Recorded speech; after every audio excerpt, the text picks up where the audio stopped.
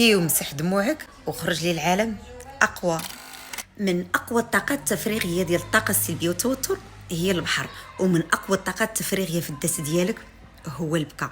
فراسك بان الدموع ديالك دايره بحال الصفاره ديال الكوكوت. الكوكوت اشنو فيها لداخل؟ عرفت المرقه، اللي كنقصد الضغط، والضغط يولد الانفجار، والا ما درناش هذيك الصفاره الكوكوت كيقدر الله يحفظ تنفجر.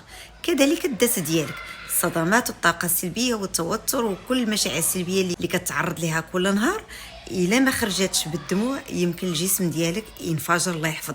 داكشي الله علاش خلق لينا الدموع كوسيله باش كتنفس على الذات ديالنا. بكي ما تخافش، البكاء كيحسن المزاج، كيريح الذات، ان بون فيغ لو بيانيتر او فابور.